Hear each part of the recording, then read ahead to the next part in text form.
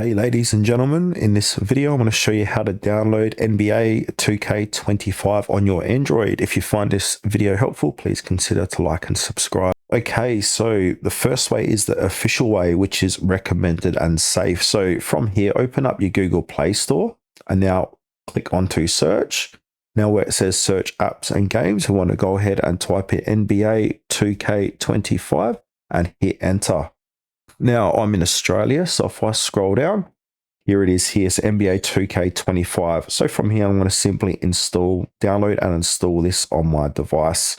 Now it's going to be 1.6 gigabytes in data, so I could choose to install it now on my data or when Wi-Fi is available. So I'm going to do when Wi-Fi is available because it is a big download. Now, if you aren't seeing NBA 2K25 on your Play Store, that's because it might not be officially released in your country. If you don't see it, it hasn't been released yet. Now, some people are saying to go ahead and download an APK for it. I suggest not to do that because it is not safe and might contain malware and viruses. So yeah, just stay away from that. Just wait until it's available in your region and download it safely.